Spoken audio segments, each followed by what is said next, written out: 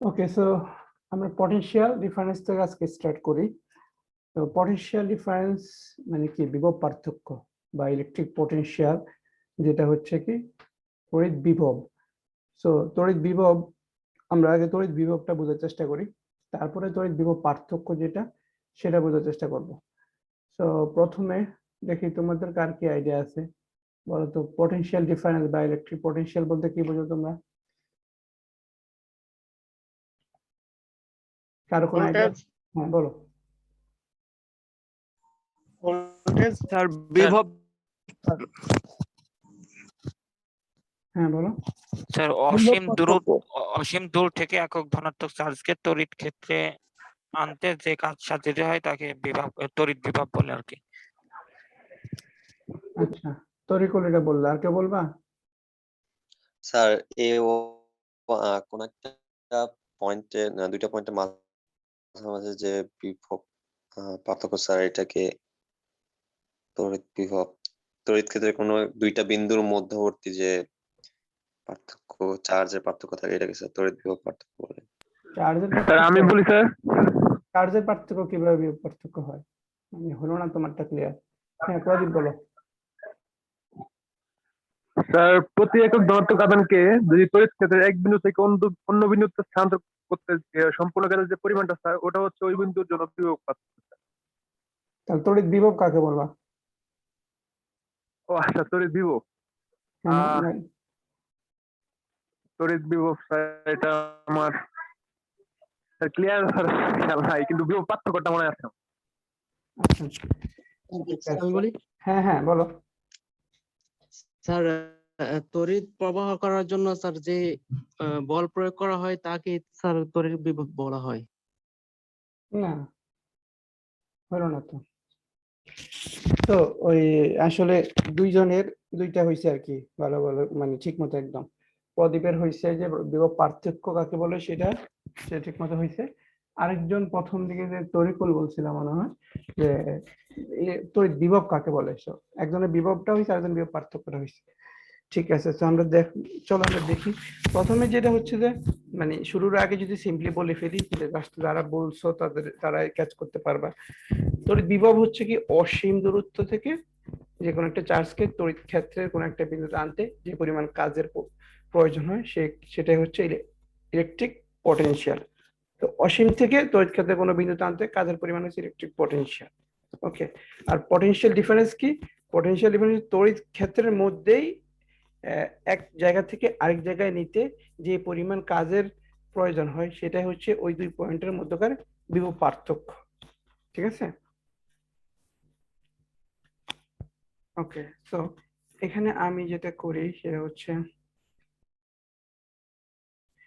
এখান থেকে দেখো পটেনশিয়াল ডিফারেন্স থেকে আমরা শুরু করি, এরপরে এটা থেকে আমরা পরে ইলেকট্রিক পটেনশিয়ালে যাব, বিভব পার্থক্যে যাব। তো potential difference normally আমরা delta v দিয়ে প্রকাশ করি, between 2 point is defined as the amount of work done per unit charge in moving it from one point to another against the electric field by keeping the system is equilibrium. So আমরা যে সংজ্ঞাটা একটু আগে বললাম, এখানে যেটা বলি নাই আমরা সেটা হচ্ছে পার ইউনিট চার্জ। সো কাজের পরিমাণ পার ইউনিট চার্জের মধ্যে। তো ব্যাপারটাকে যদি এঁকে দেখাই, মনে করো তোমার এটা হচ্ছে যেখানে একটা চার্জ, তার ইলেকট্রিক ফিল্ড আছে এখানে, এটা হচ্ছে একটা চার্জের ইলেকট্রিক ফিল্ড। ধরে নাও যে এখানে একটা চার্জ আছে, তাহলে এই চার্জটা এই পয়েন্ট থেকে এই পয়েন্টে তুমি একটা চার্জকে আনবা। ঠিক আছে? সো ফর এক্সাম্পল এটা এ পয়েন্ট, এটা বি পয়েন্ট। ঠিক আছে? চার্জটার মান ধরো কিউ নট। কিউ নট চার্জকে তুমি এই তড়িৎ ক্ষেত্রের মধ্যে এ থেকে বি তে আনবা। ঠিক আছে? তাহলে যেই পরিমাণ কাজ সংগঠিত হবে, মনে করো এখান থেকে এখানে আনতে তার কাজের পরিমাণ হবে ডেল্টা ডাব্লিউ। ওকে, আর সেই কাজের পার ইউনিট চার্জে কাজের পরিমাণ। ঠিক আছে? তাহলে এই পয়েন্ট থেকে এ থেকে বি তে আমি একটা চার্জকে নিব, টেস্ট চার্জ বলতে পারো, স্মল চার্জ আর কি, কিউ নট। সেই কিউ নট চার্জকে এ থেকে বি তে নিতে যে পরিমাণ কাজ সংগঠিত হবে সেটা পার ইউনিট চার্জে যে পরিমাণটা পার ইউনিট চার্জে, সেটা হবে আমার ওই 2 পয়েন্টকার মধ্যকার বিভব পার্থক্য। ঠিক আছে, তো বিভব পার্থক্যর আবার যদি বলি এখন কাজের পরিমাণ, কাজ কিভাবে বের করি আমরা, সেটা কি কেউ বলতে পারবা? কাজের ডেফিনিশন কি? Sir W equal to FS cos theta এরকম ছিল। বল গুণ সরণ। জি স্যার। হ্যাঁ ঠিক আছে, যদি আমরা অ্যাঙ্গেলও না যাই তাহলে সিম্পলি বললে W ইকুয়াল টু FS, মানে ফোর্সের সাথে সরণের গুণফলটা। সরণ মানে কি আসলে ওই দূরত্বটা, ঠিক আছে? যখন আমরা ডিরেকশন চিন্তা করি তখন সেটা সরণ হয়ে যায়, বাট নর্মালি যদি বলি জেনারেলি ফোর্সের সাথে যদি আমরা ডিস্টেন্সটা গুণ করি তাহলে আমরা কাজ পাই। ঠিক আছে, তাহলে সেই কাজের সাথে কাজের পরিমাণ পার ইউনিট চার্জে যেটা হবে সেটা হবে আমার পটেনশিয়াল ডিফারেন্স। তো এখানে দেখো, এখানে ফিগার আরো সুন্দর করে দেওয়া আছে। Suppose a unit positive test charge Q nought is move from one point to another point. আচ্ছা বাই দ্য ওয়ে, কেউ যদি কোনো সমস্যা থাকে তাহলে কিন্তু নিজ দায়িত্বে একটু বলবা। ঠিক আছে, এগুলা তবে এগুলা আমার মনে হয় যে পুরাতন পড়া, তোমাদের অনেকেরই মানে আগে পড়া, যারা ইন্টারমিডিয়েট পড়ছে তাদের জন্য তো ইজি হবে, যারা ডিপ্লোমা পড়ছে তাদের জন্য হয়তো একটু আগের পড়া হয়তো। তাহলে এখানে আমরা ফিগারটা দেখি, a unit positive test charge Q naught move from point A. তো এখানে একটা এ পয়েন্ট থেকে বি পয়েন্টে কিউ নট চার্জ কে আমরা মুভ করব, আর পুরো জিনিসটা হচ্ছে এই চার্জটার ইলেকট্রিক ফিল্ডের মধ্যে, এগুলো পুরাটাই একটা ইলেকট্রিক ফিল্ডের মধ্যে। ইলেকট্রিক ফিল্ডের ডিরেকশন হচ্ছে আমার ওইদিকে বাইরের দিকে, যেহেতু চার্জের দিকে, সো ইলেকট্রিক ফিল্ড বাইরের দিকে হবে। তাহলে এই পুরো ইলেকট্রিক ফিল্ডের মধ্যে একটা চার্জ কিউ নট, যেটাকে আমি এ থেকে বি তে নিচ্ছি, in the electric field of a large positive charge Q, মানে কার ইলেকট্রিক ফিল্ড লার্জ, যেটা পজিটিভ চার্জ কিউ সেটার, as shown in the figure below. তাহলে পজিটিভ চার্জ কিউ যেটা বড় চার্জ, তার একটা ইলেকট্রিক ফিল্ড আছে এই পুরো এরিয়াটা, সেই ইলেকট্রিক ফিল্ডের মধ্যে একটা ছোট্ট চার্জ কিউ নট এ থেকে বি তে নেওয়া হচ্ছে। The work done in moving Q naught from point A to the point B against the electric field is okay. তাহলে এই A থেকে B তে নিতে কাজের পরিমাণটা, আচ্ছা এটাকে ফিগারটা যদি নিচে নামাই দিই দেখতে সুবিধা হবে। ওকে, তো এবার বলতেছে কি, এবার কাজের পরিমাণটা আমরা বের করতে চাচ্ছি। A থেকে B তে নিতে কাজের পরিমাণ যদি W হয়, তাহলে আমরা একটু আগে বললাম যে W equal to Fs, তাই না? Fs মানে ফোর্সের সাথে আসলে দূরত্বটা বা সরণটা যদি তুমি গুণ দাও তাহলে কাজ পাও, এটা আমরা কাজের বাই ডেফিনিশন অনুযায়ী জানি। বাট আমাদের ওই যে মোর স্পেসিফিক, মোর যদি একদম অ্যাকুরেট লিখি তাহলে সেটাকে আমাদের বলা হচ্ছে এফএস কস থিটা, তাই না? ওই যে প্রদীপ মনে হয় বললা, তো সেটাকে আমরা এফএস কস থিটা যদি লিখি ওইটাকে আমরা এফ ডট এস লিখতে পারি। তো তোমরা যেটা জানো যে ডাব্লিউ ইকুয়াল টু হচ্ছে F S cos theta. Same জিনিসটাকে আমি এইভাবে লিখতে পারি না? জি স্যার, ডট গুণন করলে। ঠিক আছে, আর এই সেম জিনিসটাকে আমি এভাবেও লিখতে পারি যে আমি চাচ্ছি, মনে করো তোমার এই যে কাজটা হচ্ছে এই এ থেকে বিতে তুমি নিচ্ছ কোন একটা জিনিসকে, সেটাতে কাজের পরিমাণ দূরত্বটা হচ্ছে ডিএস, তাহলেই তো আমাদের কাজের ইকুয়েশনটা এইভাবে হবে, তাই না? তাই তো? জি স্যার, এভাবেই হবে। এভাবে জি স্যার। হবে। তাহলে এই এই এখন এফএস পর্যন্ত আসলো, এখন এই এফএসটাকে আমি এভাবে লিখতে পারি, এফ ডট ডিএস কে আমি ক্ষুদ্র ক্ষুদ্র অংশে ভাগ করে দিব, আর ইন্টিগ্রেশনটার লিমিটটা ওই ডিএস কে দিয়ে দিব যে এ থেকে বি তে। ঠিক আছে, তো ডিএস কি, এর এই ক্ষুদ্র ক্ষুদ্র অংশগুলো, এস এর ক্ষুদ্র ক্ষুদ্র অংশগুলো হচ্ছে ডিএস। এই এস এর যে ক্ষুদ্র ক্ষুদ্র অংশগুলো যদি আমি যোগ করি তাহলে আমি ক্যাপিটাল এস পাই, আর সেই লিমিট, সেই ডিএস এর লিমিটটা আমাদের কোথায় থেকে কোথায়, এ থেকে বি তে। তো এই লাইন থেকে এই লাইন আমি লিখতে পারি কিনা, বা ঠিক আছে কিনা, একটা কোনো সমস্যা আছে কিনা কারো? না স্যার, কোনো সমস্যা নেই, বুঝতে পারছি। আচ্ছা, তাহলে সেম জিনিসও আমাদের এখানেই, যে এ থেকে বি তে নিতে কাজের পরিমাণ ডাব্লিউ এ ভি, আর এফ ডিএস আমরা এখানে বলতেছিলাম, এখানে সেটাকে আর বলা হচ্ছে আর কি। ঠিক আছে, তো এটাকে আমরা ক্ষুদ্র ডিআর এ ভাগ করে নিলাম, এ থেকে বি তে যে আর ডিস্টেন্সটা সেটাকে ক্ষুদ্র ডিআর এ ভাগ করে নিলাম, সেটাকে এবার ইন্টিগ্রেশন যদি দিয়ে দিই এ থেকে বিতে, তার দ্যাট মিনস আমাদের এই পুরো লেন্থটাই কভার হলো। ঠিক আছে, তো এটা হচ্ছে বাই ডেফিনিশন অফ ওয়ার্ক, আমরা এভাবে ইন্টিগ্রেশনের মাধ্যমে লিখলাম। ওকে, এরপরে যেটা আসি আমরা ইলেকট্রিক ফিল্ডস অফ ম্যাগনিটিউড। আমরা ইলেকট্রিক ফিল্ড স্ট্রেংথের যে ডেফিনেশনটা পড়ছিলাম গত ক্লাসে বা এর আগের ক্লাসে, হবে equal to F by Q nought, তাই না? জি যে sir. Force per unit charge, তো ক্ষেত্রে কোন একটা পয়েন্টকে যদি আমি তোর ক্ষেত্রের মধ্যে যদি কিউ নট চার্জ রাখা হয়, ওইটা পার ইউনিট চার্জে কি পরিমাণ ফোর্স অনুভব করে, ওইটা ছিল আমাদের ইলেকট্রিক ফিল্ড স্ট্রেংথের ডেফিনেশন। তো এটা থেকে আমরা F equal to Q not E লিখতে পারি। So F equal to Q not E. ঠিক আছে, এখানে মাইনাসটা কেন হচ্ছে? মাইনাসটা হচ্ছে যে ওই ফোর্সটা ইলেকট্রিক ফিল্ড স্ট্রেংথ যেটা, সেটা ডিরেকশনটা হচ্ছে অপোজিট, কারণ আমরা চার্জকে এই ইলেকট্রিক ফিল্ড, এখানে ফিগারটা কই, এই ফিগার যেটা ছিল, ইলেকট্রিক ফিল্ডের ডিরেকশন হচ্ছে লেফট টু রাইটে, আর আমার চার্জকে আমি নিচ্ছি তোমার রাইট টু লেফটে। তো সেই জন্য দেখা যাচ্ছে কি আমার ফোর্সের সাথে, যে ফোর্স যেদিকে আমি অ্যাপ্লাই করতেছি তার সাথে ইলেকট্রিক ফিল্ডের ডিরেকশনটা হচ্ছে অপোজিট। সেই জন্য আমার এখানে মাইনাসটা দেওয়া হয়েছে, F equal to minus Q not E must have to supplied in order to move Q not.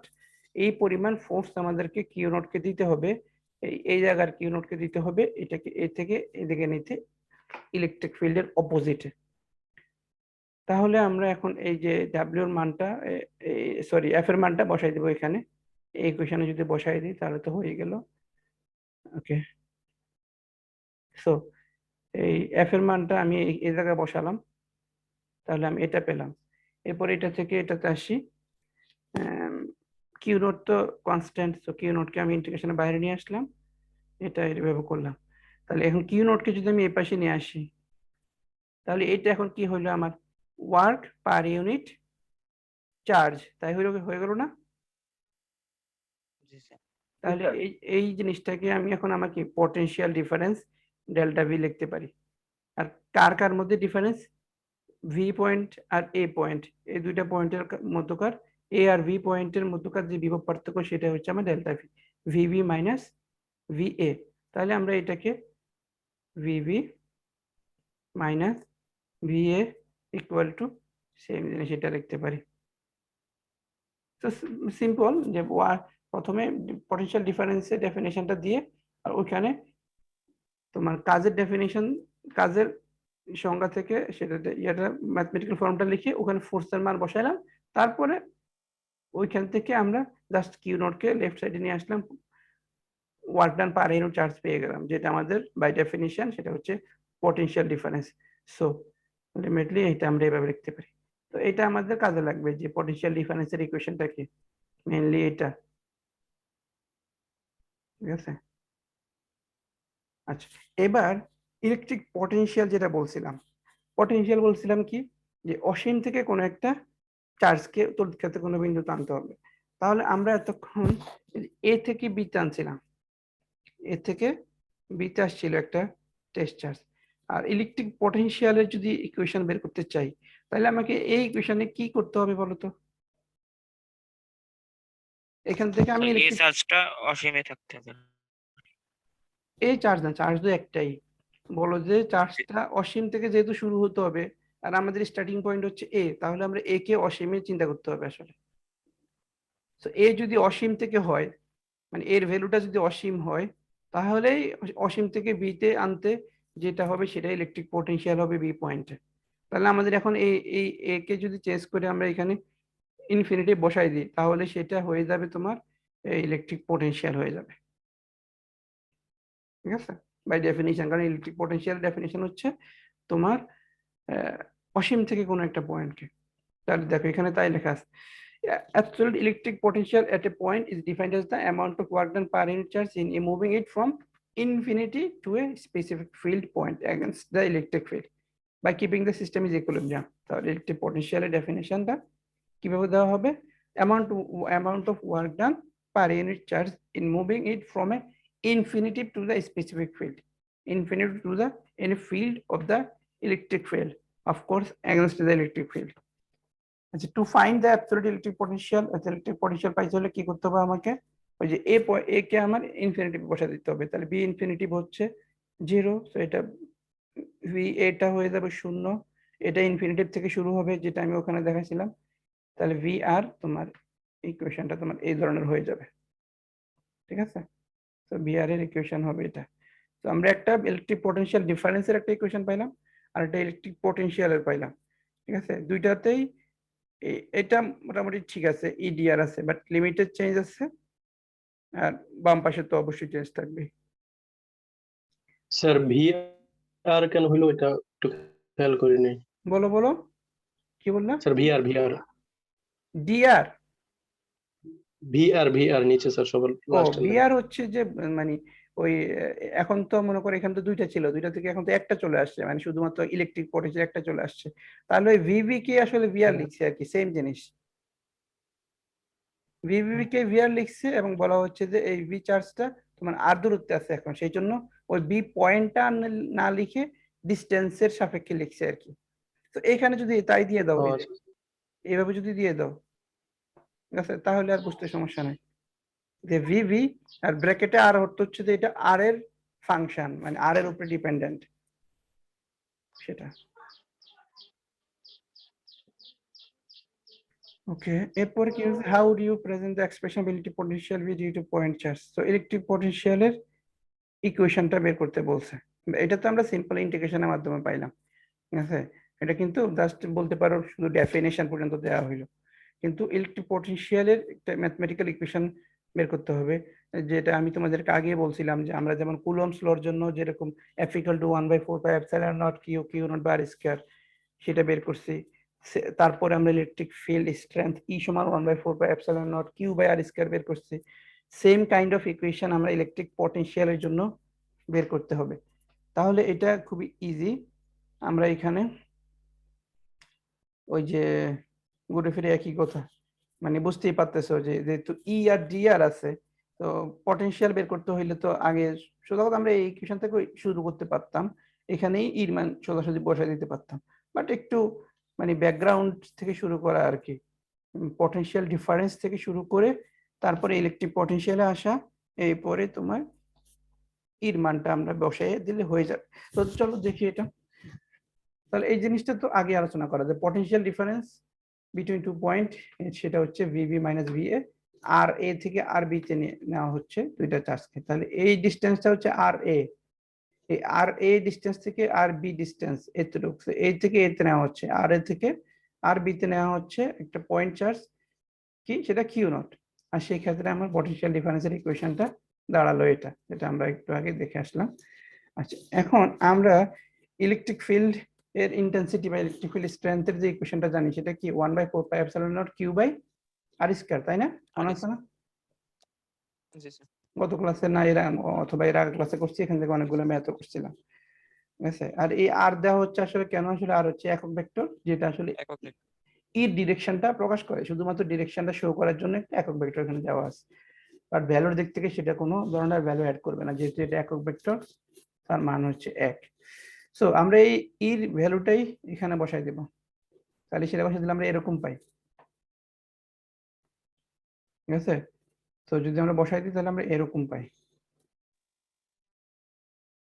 এখন এখান থেকে কি করা, এখান থেকে আমরা এই 1/4πε0 কিউ এতটুকু কনস্ট্যান্ট, এগুলো কারো উপরে ডিপেন্ড করে না, তো আমরা এতটুকুকে বাইরে নিয়ে আসলাম, আর ভিতরে আমার এতটুকু থাকলো, ঠিক আছে? মানে বোঝা যাচ্ছে কিনা, কারো যদি কোনো সমস্যা থাকে তাহলে কিন্তু আমার স্টপ করো বা প্রশ্ন করতে হবে, হ্যাঁ? মানে সবাই চুপ, মানে অনেকেই চুপ আছো, চুপ থাকার অর্থ হচ্ছে যে আমি বুঝে নিচ্ছি যে সমস্যা নাই স্যার, বুঝতে পারছি স্যার। ওকে, তারপর আগাই। আচ্ছা, এখন আমাদের ই আর আর এর মধ্যে তোমার অ্যাঙ্গেলটা কতটুকু, বা আর আর ডি আর, সরি আর আর ডি আর এর মধ্যে চিন্তা করতে হবে অ্যাঙ্গেলটা, যেহেতু আর আর ডি আর এর মধ্যে আমাদের ভেক্টর গুণ আছে, তাহলে এখানে আমরা কি দেখলাম, যদি ফিগারটা দেখি, সো আর হচ্ছে যদি আমি ডিরেকশনটা আমার এদিকে ধরি, এ থেকে বি, মানে আমার লেফট থেকে রাইটের দিকে যদি আমার আর এর ডিরেকশনটা হয়, হয় না এটাই। সো লেফট থেকে সরি রাইট থেকে লেফটের দিকে আমার আর এর ডিরেকশনটা, এটা হচ্ছে আমার আর। ওকে, তাহলে এইটা হচ্ছে আমার, এখানে যদি আমি ক্ষুদ্র ক্ষুদ্র অংশ ডিআর এ ভাগ করি, ডিআর, তাহলে সেই ডিআর এর ডিরেকশনটা কি এদিকে। দ্যাট মিন্স আসলে আর আর ডিআর তাহলে 0 ডিগ্রি হবে স্যার। 0 ডিগ্রি হবে, মানে দুইটাই একটা একটা প্যারালাল সেম জিনিসই আসলে আর কি জি, আমরা স্যার। ক্ষুদ্র ক্ষুদ্র অংশে ডিআর এ বিবেচনা করি।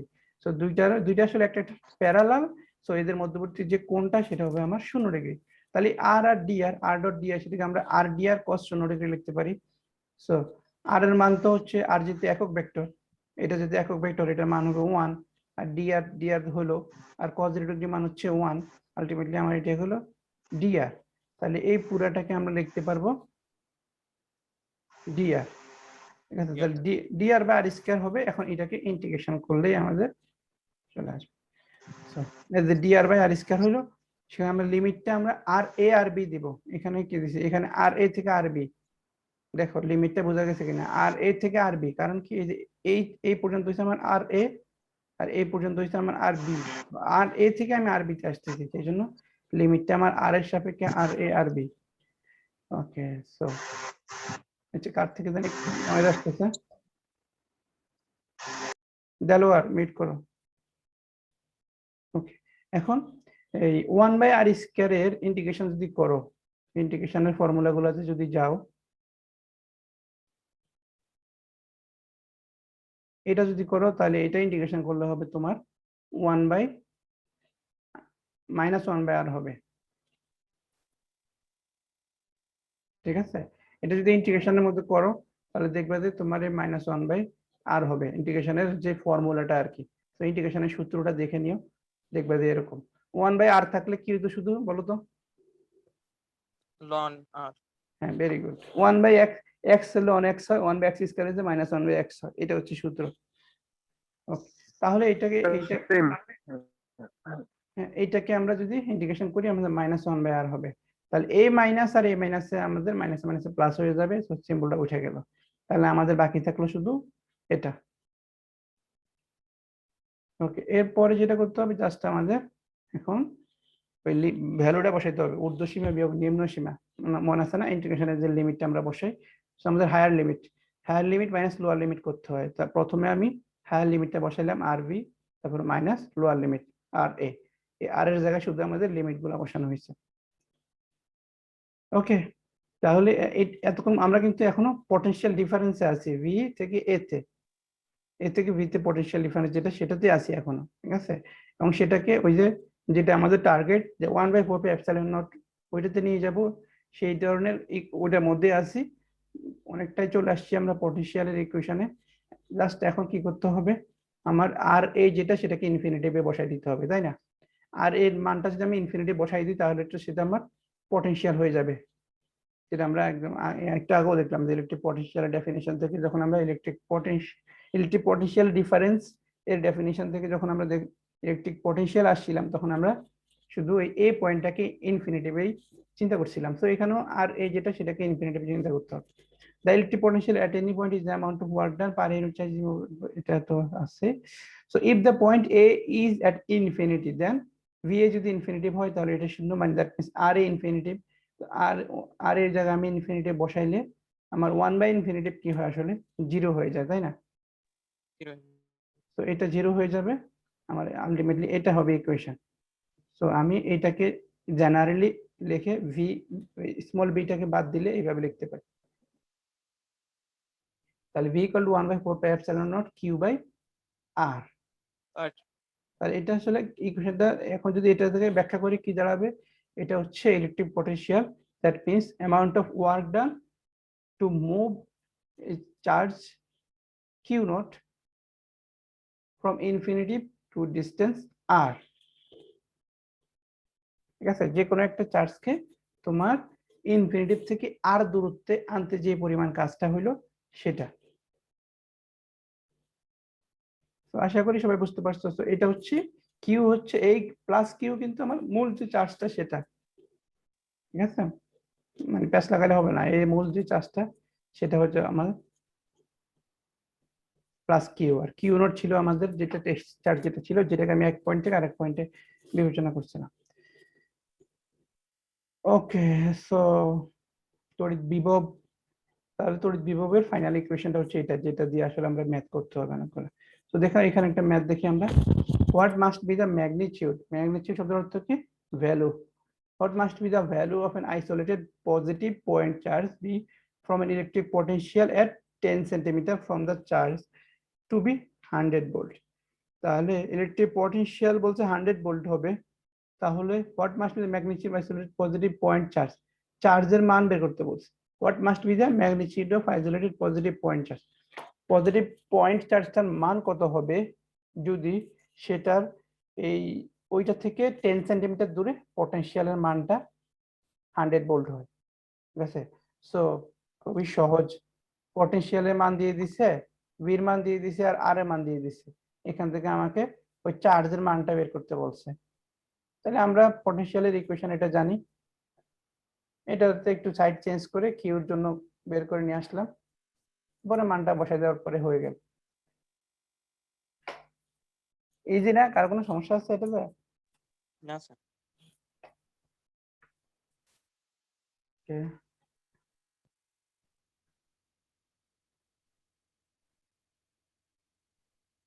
এরপরে কি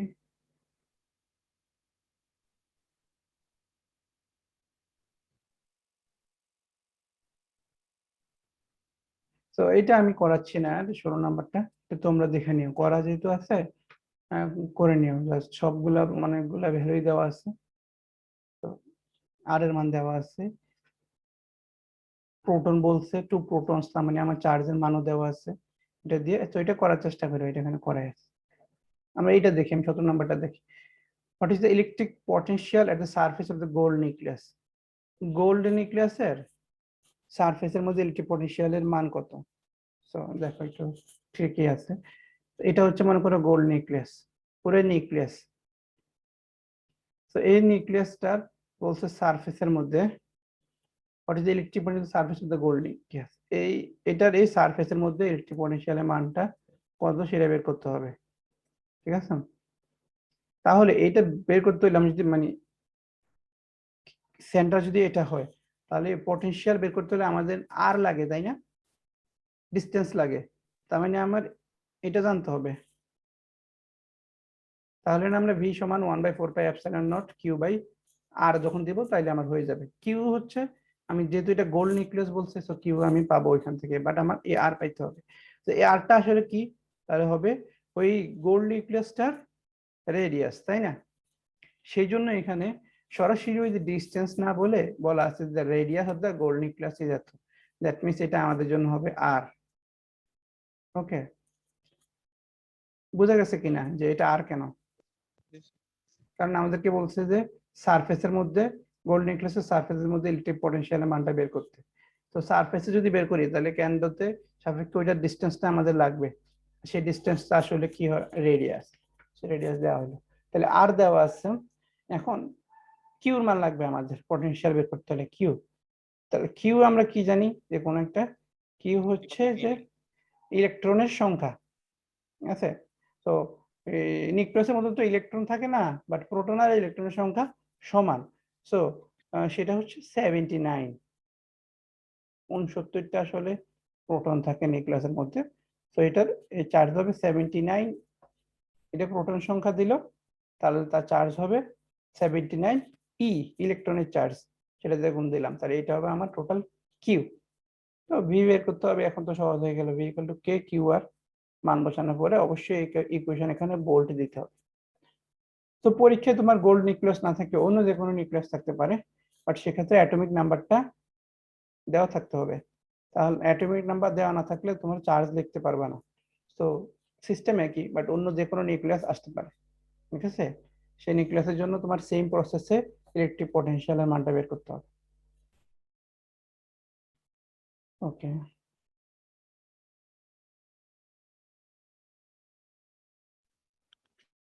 আচ্ছা, তো এই ম্যাথে কি বলছে? Show that the absolute electric potential at point P in the figure বেরো ইজ 0, এরকম একটা ফিগার দিয়ে দিল। ঠিক আছে, ফিগারের দেখো এখানে এই পি যে পয়েন্ট, ইম্পর্টেন্ট আছে ম্যাথটা। এই পি পয়েন্টে তোমার ইলেকট্রিক পটেনশিয়ালের মানটা বলছে 0 হবে, ভি সমান 0 হবে। আরেক কি দিয়ে দিল কনফিগারেশনটা, এখানে একটা প্লাস চার্জ, এখানে একটা minus Q charge, plus Q আর মাইনাস কিউ চার্জ দুইটা চার্জ আছে এর নিচে, এবং বলছে যে কি তাহলে এই জায়গায় যে পটেনশিয়ালটা হবে সেটা মানটা 0 হবে, এটা প্রমাণ করো। সো এই দুইটা চার্জের মাঝখান থেকে এটা আছে ভি দূরত্বে, এটা আছে ভি দূরত্বে, আর এইটা আমার এ দেওয়া আছে, ঠিক আছে। এরকম একটা কনফিগারেশন থেকে আমার এই জায়গায় টোটাল পটেনশিয়ালের মানটা বের করতে হবে। তাহলে আমি কি করব, যে এই জায়গাতে তো পটেনশিয়াল বের করতে আমাদের আসলে কি লাগে, মাত্র দেখে আসলাম কি কি লাগবে।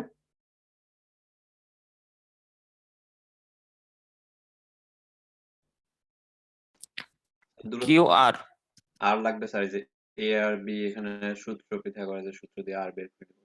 ওকে, ভেরি গুড। সো আমাদের পটেনশিয়াল বের করতে তেমন বেশি কিছু লাগে না, যে কে তো আমরা জানি, আসলে আমাদের কিউ বাই আর লাগে, চার্জের মান লাগে আর ডিসটেন্সটা লাগে, ঠিক আছে। তাহলে এখন আমি এই পি পয়েন্টে আমার আসলে দুইটা চার্জ নিচে আছে, একটা প্লাস একটা মাইনাস। তাহলে পি তে আমি একবার প্লাস চার্জের জন্য বের করতে হবে পটেনশিয়ালের মানটা, আর একবার মাইনাস চার্জের জন্য বের করতে হবে।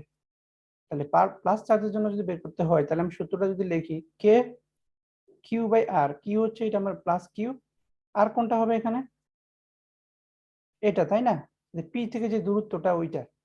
তাহলে এই দূরত্বটা আমাদের বের করবো কিভাবে, পিথাগোরাসের যেই সমকোণী ত্রিভুজের ক্ষেত্রে যে পিথাগোরাসের সূত্রটা সেটা, অতিভুজ স্কয়ার সমান হয় ভূমি স্কয়ার প্লাস লম্ব স্কয়ার, তাই না। আমি অ্যাকচুয়ালি এটা হবে আমার A square plus B square, তাই না, square root of A square plus B square. তাহলে এখানে হবে আমার কিউ বাই আর, তো এটা হবে আমার A square plus B square. এই ভি মাইনাসের কাছে কি হবে, এখানে মাইনাস চার্জ, আর এটা তো আমার দূরত্বটা, এই দূরত্বটাও আমার সেম হবে, তাহলে এটাও আমার A square plus B square. ঠিক আছে কিনা, বোঝা গেছে? জি স্যার। জি স্যার। তাহলে যেহেতু বলছে যে অ্যাবসলিউট পটেনশিয়াল, মানে এখানে দেখুন টোটাল যে পটেনশিয়ালটা সেটা বের করতে হবে, তাহলে বি প্লাস আর বি মাইনাস যেটা, সে দুইটা আমরা যোগ করে দিব, তারপরে সে যোগ করলে যদি শূন্য আসে তাহলে আমাদের প্রমাণ হয়ে গেল। সো একবার বি প্লাস বের করলাম 1/4 pi epsilon Q by A square plus B square, আর একবার বি মাইনাস বের করলাম। সো ইজি, একটা যেহেতু প্লাস কিউ আর একটা মাইনাস কিউ, দূরত্ব সমান, তার মানে তো এটা শূন্যই হবে, তাই না। সো এই ম্যাথ অন্য অনেকভাবে আসতে পারে, হ্যাঁ, ম্যাথটা অন্য অনেকভাবে আসতে পারে, কিন্তু তুমি যদি এটা বুঝো তাহলে তোমার জন্য পটেনশিয়ালে ম্যাথ করার কোনো ব্যাপার না।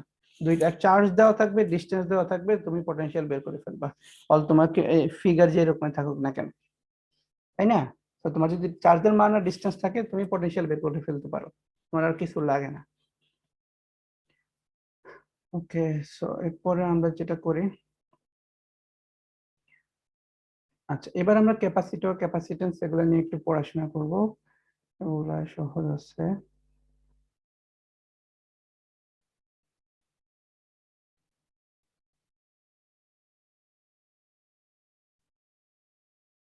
আচ্ছা, ক্যাপাসিটর বলতে কি বুঝি আমরা, কারো কোনো আইডিয়া আছে? ভোল্টেজ, ক্যাপাসিট্যান্সের ভোল্টেজকে স্যার সংরক্ষিত রাখে। মানে চার্জকে সংরক্ষিত করে। হ্যাঁ হ্যাঁ হ্যাঁ স্যার। ক্যাপাসিটর, হ্যাঁ, ক্যাপাসিটর হচ্ছে জাস্ট ডিভাইস যেটা চার্জ সংরক্ষণ করে রাখতে পারে, ঠিক আছে। ওই ডিভাইসটার ভিতরে সেটা চার্জ সংরক্ষণ করে রাখতে পারে সিম্পল হিসাবে। তাহলে capacitor is a device which is used to store charge. A simple capacitor consists of two conductors which are separated. তাহলে আমরা ক্যাপাসিটর তো ডেফিনেশনটা জানলাম, খুবই সিম্পল, যে একটা ডিভাইস যেটা আসলে চার্জ সংরক্ষণ করে রাখে, চার্জ ধরে রাখতে পারে। এবং সেই ক্যাপাসিটরটা আসলে কিরকম, সেটা আসলে দুইটা পরিবাহী থাকে। এখানে ফিগারটা এটা আলাদা হয়ে গেছে দেখে এমন হচ্ছে।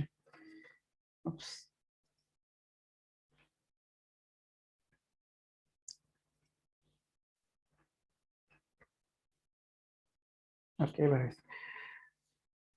ক্যাপাসিটরটা আসলে দুইটা কন্ডাক্টরের দ্বারা গঠিত, ঠিক আছে। So a simple consists of two conductors which are separated by small distance. So এটা একটা কন্ডাক্টর, উপরে যেটা দেখতেছো সেটা আমার একটা কন্ডাক্টর লাইন আর একটা কন্ডাক্টর নিচে, ঠিক আছে? তাহলে এই দুইটা কন্ডাক্টরের মাঝখানে যে একটা ফাঁকা জায়গা থাকে, ঠিক আছে? সো সেখানে আসলে ফাঁকাও থাকতে পারে, আবার তুমি কোনো ম্যাটেরিয়াল যেটা নন কন্ডাক্টিং ওইরকম কিছু রাখতে পারো এই দুইটা কন্ডাক্টরের মাঝখানে জায়গাটাতে। ইনফ্যাক্ট ওইখানে এই জায়গাটাতে আর কি মাঝখানে যে জায়গা সেখানেই তোমার চার্জটা সংরক্ষিত থাকবে, ঠিক আছে? স্যার ফাঁকা রাখা যাবে না? হ্যাঁ, এই যে এয়ার মিডিয়াম বলছে মানে ফাঁকা থাকবে, তুমি ভ্যাকুয়াম রাখতে পারো। এটা ডিপেন্ড করে তুমি কোনটা মানে একটার ক্ষেত্রে এক এক রকম তোমার ক্যাপাসিটরের মানটা ভ্যারি করবে। যেমন তোমার ভ্যাকুয়ামে যেরকম রাখো বা দেখা যাচ্ছে তুমি যদি ডাইইলেকট্রিক যেমন উড বা মানে অন্য ইনসুলেটর রাখো তাহলে দেখা যাচ্ছে যে ওইটার ক্ষেত্রে ক্যাপাসিটরের মানটা ভিন্ন হবে। সো ওইটা ডিপেন্ড করতেছে ওই ক্যাপাসিটরের ভ্যালুটা কিরকম হবে, মানে চার্জটা আসলে কি ধরনের কি পরিমাণে সংরক্ষণ করে রাখতে পারবে, বেশি পারবে না কম পারবে, ওইটা ডিপেন্ড করে তোমার এই ফাঁকা জায়গাটাতে তুমি আসলে কি রাখতেছো তার উপরে। বাট আমাদের মূল কথা হচ্ছে যে এই দুইটা পরিবাহীর মাঝখান জায়গাটাতে আমার চার্জটা সংরক্ষিত থাকে। তাহলে এইটা হচ্ছে জাস্ট একটা সিম্বলিক রিপ্রেজেন্টেশন, প্লাস চার্জ দিলাম একটা মাইনাস চার্জ দিলাম, দুইটা পরিবাহী দেখানো হইলো, মাঝখানে জায়গাটাতে আমি জাস্ট দেখাইলাম যে এটা এখানে এয়ার রাখতে পারো অথবা উড রাখতে পারো, এই ধরনের যে কোনো হয় তোমার ভ্যাকুয়াম থাকবে অথবা অপরিবাহী যেগুলো আছে সেগুলো থাকবে, ঠিক আছে, যার মধ্যে তোমার চার্জটা সংরক্ষিত থাকবে। When the plates of the capacitor are connected with the terminal of the battery, then the charge Q is stored in the capacitor. তাহলে এই যে এগুলোকে ক্যাপাসিটরের প্লেট বলা হয় আর কি, যে আমি কন্ডাক্টিং যে দুইটা বললাম পরিবাহী যেটা দুই পাশে, এগুলো এই দুইটা প্লেট যখন ব্যাটারির সাথে কানেক্ট করা হয় তখনই আসলে মাঝখানে তোমার চার্জটা সংরক্ষিত থাকে। আর তাহলে এই চার্জটা কি পরিমাণ সংরক্ষিত হবে সেটা আসলে ডিপেন্ড করবে তোমার এই দুইটা প্রান্ত মানে দুইটা পরিবাহীর যে এটা আর এটা, এই দুইটা যে মধ্যকার যে পটেনশিয়াল ডিফারেন্সটা, সেটা দুইটার মধ্যকার পটেনশিয়াল ডিফারেন্সটা যদি তুমি বেশি পরিমাণে অ্যাপ্লাই করো চার্জ এখানে বেশি পরিমাণে সঞ্চিত হবে। এই দুইটার মধ্যকার পটেনশিয়াল ডিফারেন্সটা যদি কম হয় তাহলে কম চার্জ এখানে স্টোর হবে। So the charge store is directly proportional to the potential difference applied the plates. ওই পটেনশিয়াল তুমি কি পরিমাণ পটেনশিয়াল ডিফারেন্স অ্যাপ্লাই করা হচ্ছে দুইটা প্লেটের মধ্যে তার সমানুপাতিক, দ্যাট মিনস কিউ সমানুপাতিক V, Q equal to C V হবে, যদি এখানে সিটা হচ্ছে আমার কনস্ট্যান্ট যেটাকে আসলে আমরা ক্যাপাসিটেন্স অফ এ ক্যাপাসিটর বলি। এই সি হচ্ছে কি ক্যাপাসিটেন্স অফ এ ক্যাপাসিটর। তাহলে এই capacitance of A capacitor is it's ability to store electrical charge. তাহলে যদি ক্যাপাসিটেন্সটাকে আমরা বলবো যে অ্যাবিলিটি, মানে ও একটা ক্যাপাসিটর কি পরিমাণে চার্জ সংরক্ষণ করে রাখতে পারে সেই যে সক্ষমতা সেটাই হচ্ছে ক্যাপাসিটেন্স। মানে এটা কিন্তু জিজ্ঞেস করা হয় বা যে কোনো জায়গায় প্রশ্ন আসে এরকম, ক্যাপাসিটর আর ক্যাপাসিটেন্সের মধ্যে পার্থক্য কি? তো ক্যাপাসিটর জাস্ট কি একটা ডিভাইস, ক্যাপাসিটরের মধ্যে চার্জটা জাস্ট সংরক্ষিত থাকে। আর ক্যাপাসিটেন্স কি? ক্যাপাসিটেন্স হচ্ছে ওই ক্যাপাসিটরের মধ্যে ধারণ চার্জ ক্ষমতা। সংরক্ষণের ক্ষমতাটা। যেমন দেখো এখানে সি যদি আমি একটু ডেফিনিশন করতে চাই, সি ইকুয়াল টু কি হবে? কিউ বাই ভি হবে না? জি স্যার। তার মানে কি চার্জ পার ইউনিট পটেনশিয়াল, ঠিক আছে? সো তোমার যদি এই কিউটা যদি বেশি হয় তার মানে কি ওই ক্যাপাসিটরের ক্ষমতাটা বেশি চার্জ সংরক্ষণ করার, কিউ কম মানে হচ্ছে যে ক্ষমতাটা কম। So charge per unit potential সেটা হবে আমার ক্যাপাসিটেন্স। ম্যাথমেটিক্যালি তুমি যদি বলতে চাও সেটাকে এভাবে বলবা, charge per unit electric potential, potential difference বলা উচিত আসলে, পটেনশিয়াল ডিফারেন্স যেটা আসলে আমাদেরকে সক্ষমতাটা প্রকাশ করে। তো ক্যাপাসিটেন্সের একক হচ্ছে ফ্যারাডে। সো ওয়ান মানে ক্যাপাসিটেন্সকে যদি আমি ডেফিনিশন করতে চাই যে 1 ফ্যারাডে মানে কি, if 1 coulomb charge given to the plates to produce a potential difference of 1 volt, then the capacitance of the capacitor is 1 farad.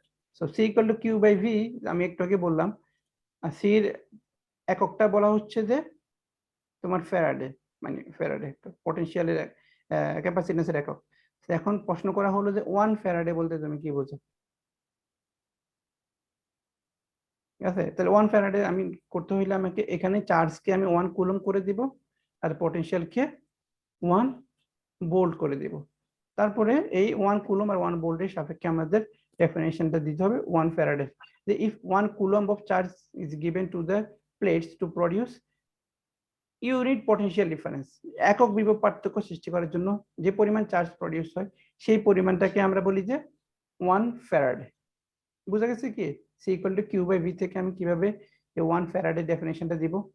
একক চার্জের জন্য যদি একক পটেনশিয়াল ডিফারেন্স ক্রিয়েট হয় তখনই সেই ক্যাপাসিটেন্সের মানকে আমরা একক ফ্যারাডে বলি, 1 ফ্যারাড বলি। ঠিক আছে? তো এখানে লেখা আছে, সবকিছু লেখা আছে। সো আমাদের তাহলে যেটা ম্যাথমেটিক্যাল যে ইকুয়েশনটা পাইলাম C equal to Q by V, এটা আমাদের অনেক কাজে লাগবে। হ্যাঁ, C equal to Q by V এটা, বা কিউ ইকুয়াল টু সিভি এখান থেকে। সো এই ইকুয়েশনটা ইউজ করে এখন একটা ম্যাথ দেখি কি বলছে। A storage capacitor of random access memory chip has a capacitance of এত ফেমটোফ্যারাড। সি সির মান দেওয়া আছে, ইট ইজ চার্জড টু এত ভোল্ট। সো পটেনশিয়ালের মান দেওয়া আছে, how many excess electrons are there on negative plates. তাহলে এক্সেস ইলেকট্রনের সংখ্যা বের করতে হবে, এক্সেস ইলেকট্রনস।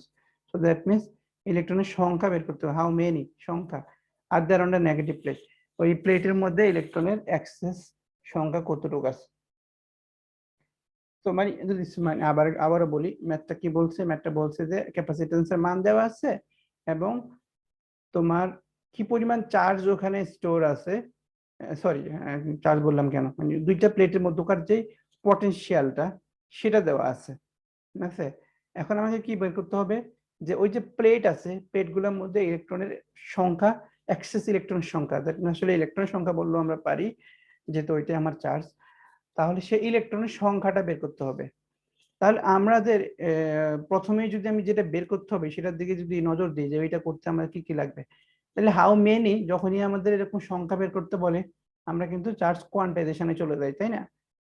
কারণ আমরা একমাত্র চার্জ কোয়ান্টাইজেশনে যে কিউ সমান এন ই, ওখান থেকেই এন হচ্ছে আমার ইলেকট্রনের সংখ্যা।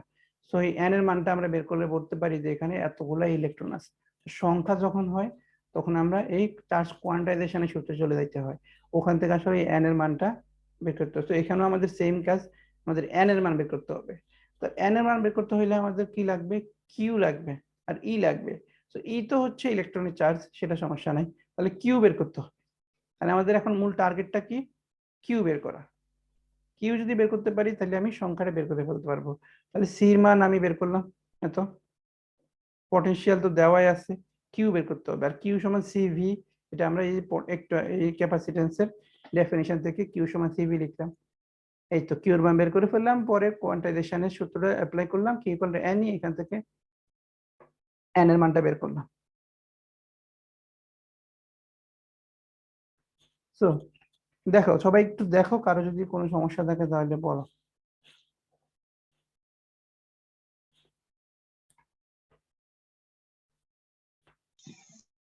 স্যার সি এর মানটা একটু বলে দেন। কোন সি? ও এটা ক্যাপাসিটরের মান। জি স্যার। ফ্যাম টু যখন থাকে ওইটাকে যখন আমরা ফ্যারাডে করব তাহলে 10⁻⁻15 দিয়ে গুণ দেব, সেটা ইউনিট কনভার্সন শুধু, আর কিছুই না। পরীক্ষা তোমার সরাসরি ফ্যারাডেও থাকতে পারে, তখন আর চেঞ্জ করা লাগবে না, জাস্ট ইউনিট কনভার্সন করলাম আর কি। জি স্যার। আরো তো অনেকগুলো ওয়েটগুলো তো থাকতে পারে কি স্যার, পিকো ফ্যারাড? হ্যাঁ হ্যাঁ, যে কোনোটা থাকতে পারে, তোমার কাজ হচ্ছে শুধু ওই ফ্যারাডে করে স্যার ফেলা। জি স্যার। স্যার আজকে এই পর্যন্ত রাখলে ভালো হয়, কাল আজকে একটা এক্সাম আছে আবার। ওকে, আচ্ছা ঠিক আছে। এরপরে আমরা যেটা পড়বো, আচ্ছা দেখি ক্যাপাসিটরের প্রকারভেদগুলো পড়বো, তারপরে ওইটা রিলেটেড ম্যাথ করবো। ওকে ঠিক আছে, তো আমি এখন এতে যাই, সেটা অফ করি তাহলে।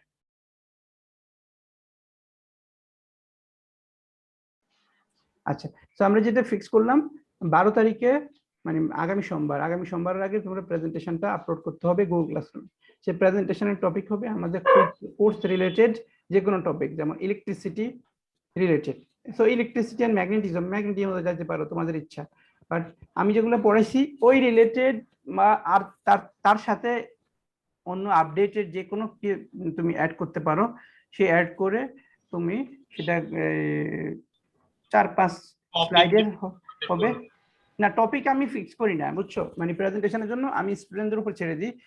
মানে টপিকটা নট ইম্পর্টেন্ট। আমি বলতেছি এক একটা, আমি শেষ করিনি পুরোপুরি, পরে তোমরা বলো। প্রথম হচ্ছে যে টপিক নট ইম্পর্টেন্ট। টপিক তুমি এই কোর্স রিলেটেড চুজ করলে ভালো, আর যদি বলো যে স্যার এই কোর্স রিলেটেড না, আমি অন্য যে কোনো আরেকটা টপিক দিয়ে দিতে চাই, সেটাও দিতে পারো। তবে আমি চাই না আর কি তোমরা কোর্স রিলেটেড দিলেই ভালো। স্লাইড কয়টা হবে সেটা আসলে কখনোই কোনো প্রেজেন্টেশনের জন্য সীমাবদ্ধ করে দেওয়া যায় না। সীমাবদ্ধ করে দেওয়া যায় টাইম। তোমাকে আমি বললাম যে 5 মিনিট সময়। এখন কোন স্লাইড আছে, এমনও স্লাইড থাকতে পারে যে 2 স্লাইডে তুমি 5 মিনিট বলে ফেলতে পারবা। আবার কিছু কিছু আছে যে তোমার 10 স্লাইড চলে যাবে, 5 মিনিটের মধ্যে তুমি বলতে পারবা। সো সেটা ডিপেন্ড করে স্লাইডের মধ্যে তোমার কি কি জিনিসপত্রগুলো আছে, ও প্রত্যেকটা স্লাইড কি পরিমাণ টাইম নেবে তার উপর। সো স্লাইড সংখ্যাটা তোমাদের উপর। আমি যেটা ফিক্স করে দিব সেটা হচ্ছে তুমি 5 মিনিট সময় নিবা। 5 মিনিট সময়তে তুমি স্লাইডটা বলবা, বলে তুমি করবা, শেষ করে দেবা। ঠিক আছে? সো প্রেজেন্টেশনের জন্য যেটা হচ্ছে আমার সাজেশন, স্লাইডে সবসময় লেখা কম থাকতে হবে এবং মুখে কথা বেশি বলতে হবে। স্লাইডে যেগুলো থাকবে ওগুলা মানে ডাইরেক্ট রিডিং পড়া যাবে না। ঠিক আছে?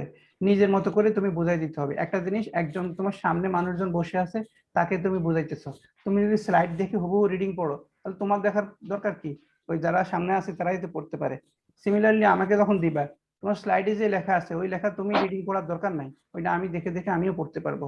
তো তুমি যেটা করবা তোমার হচ্ছে সেটা বুঝাই দিতে হবে যে আমি স্লাইডে এটা লিখছি, স্লাইডেটা স্লাইডে থাক, আমি জিনিসটা বুঝছি সেটা আমি এভাবে বুঝাই দিলাম। চার্জ কি সেটা যদি তুমি বুঝো, স্লাইডে তুমি একটা চার্জের একটা জাস্ট ফিগার দিয়ে দিলা আর মুখে কথাগুলো বললা যে চার্জ কি। সিমিলারলি অন্য যে কোনো টপিক এইভাবে এভাবে করলে আর কি প্রেজেন্টেশনটা সুন্দর হয়, নাম্বার বেশি পাবা। ঠিক আছে? রিডিং পড়ার দরকার নাই, আর জিনিসটাকে প্রেশার নেওয়ার দরকার নাই। 5 মার্কের মাত্র। প্রেজেন্টেশনের মূল উদ্দেশ্য হচ্ছে সবাইকে এই পাওয়ার পয়েন্টের সাথে পরিচিত করে তোলা, ইংলিশের কমিউনিকেশন স্কিলটা বাড়ানো। ঠিক আছে? সো এটা মাত্র শুরুর দিকে, নাম্বার মোটামুটি সবারই ভালো আসবে, টেনশন নেওয়ার দরকার নাই। শুধু আমি যেটা চাই ওইটার দিকে মনোযোগ দাও, দেখবা যে আস্তে আস্তে জিনিসটা চলে আসবে। স্লাইডে কম লিখবা, বুঝাইয়া বলার চেষ্টা করবা। ঠিক আছে? এইভাবে তোমরা স্লাইডগুলো রেডি করবা। ওকে?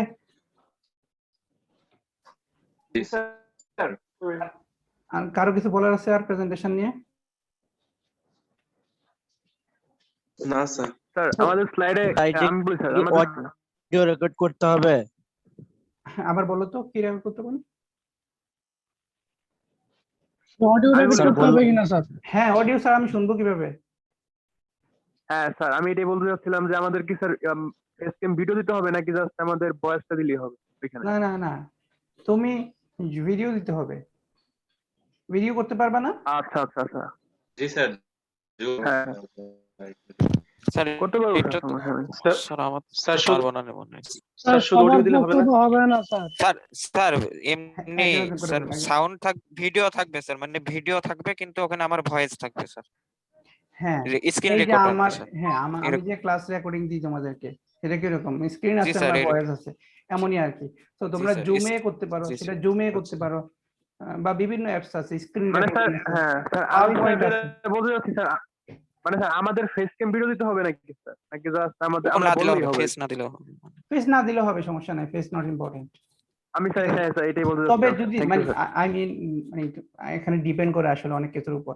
মানে ফেস যদি তুমি ভিডিও অন করে সুন্দর করে দিতে পারো সেটা তো ভালো, বাট এখন অনেকের আছে যে নেটের সমস্যা বা আরো ক্যামেরার সমস্যা, এর জন্য অনেক সমস্যা থাকতে পারে। তো সেই ক্ষেত্রে ক্যামেরা দিলা না, ছবি দিলা না, সেটা কোনো ব্যাপার না। বাট আই মিন তোমার যদি সম্ভব হয় তখন তুমি সবকিছু দিবা, ভিডিও অন রাখবা, অসুবিধা কি, তাই না? তো তোমার সম্ভব হলে তুমি সবকিছু দিবা, সম্ভব না হইলে ওইটা নিয়ে টেনশন করার দরকার নাই যে ওইটার জন্য নাম্বার কমে যাবে, সেরকম হবে না। প্রেজেন্টেশনে মূল জিনিসটা নাম্বারিংটাই হবে, তুমি কিরকম বলতেছো, প্রেজেন্টেশনটা কত সুন্দর করে বানাইছো তার উপর। ঠিক আছে? ঠিক আছে স্যার। আচ্ছা, তাহলে স্যার আরেকটা প্রশ্ন হচ্ছে, প্রেজেন্টেশনের ব্রিফিংটা কি আমরা ইংলিশেই করব? অবশ্যই অবশ্যই ইংলিশ, কোনো বাংলা অ্যালাউড না। মূল জিনিসটাই তো আমার কমিউনিকেশন স্কিলটা বাড়ানো, বাংলায় বললে তো আমার সেটা কিছুই হলো না তাহলে। ঠিক আছে, সে ইংলিশ হবে। হ্যাঁ, আর কেউ কিছু বলবা? স্যার আমাদের প্রেজেন্টেশনটা ওই মানে প্রেজেন্টটা নিলেই হয়। বুঝি নাই, প্রেজেন্টটা নিয়ে নিলে হয় বলতে কি বোঝাচ্ছ? স্যার মানে ভাই নিবে অ্যাটেন্ডেন্সটা নিয়ে নিবে ভাই স্যার নিবে, হ্যাঁ স্যার নিবেন, আচ্ছা, স্যার তো আমার প্রেজেন্ট নিবেই, আমার ক্লাসের সময় এখনো অনেক আছে, প্রেজেন্টের জন্য অস্থির হও না। অনেক আছে, হ্যাঁ যারা প্রেজেন্টের জন্য অস্থির হয়, সত্য কথা আমি তাদেরকে মানে আমার ভালো লাগে না। কারণ কি জানো, প্রেজেন্ট হচ্ছে তোমার 5 মার্ক। 5 মার্কের জন্য তুমি অস্থিরতা দেখাও, তার মানে শুধু মনে হয় এটার জন্যই তুমি ক্লাস করতেছো। আচ্ছা, আমার ক্লাস তো আরো অনেক সময় আছে। এনিওয়ে, সো শুনো, প্রেজেন্টেশনটা আগামী সপ্তাহে দিবা। এরপরে 17 তারিখে, এটা কিন্তু মনে রাখো, এটা আমি ক্লাসরুমে দিয়ে দেবো। এই 17 তারিখে এক্সট্রা ক্লাস, মানে এক্সট্রা না, ঠিক মানে মেকআপ ক্লাস, সেটা তোমরা সিটি 1 দিবা। আর সিটি 1 কিসের উপরে হবে সেটা আগামী ক্লাসে বলে দিব, মানে নেক্সট উইক অথবা আগামী ক্লাসে বলার চেষ্টা করব। ওকে ওকে ওকে, ঠিক তো আছে। এই 17 তারিখে তোমার শনিবার টাইমটা তোমরাই আমাকে ফিক্স করে দিতে পারবা, সমস্যা নাই। তোমাদের যে টাইম হয় সেই টাইমে দিতে পারবে। ওকে ওকে।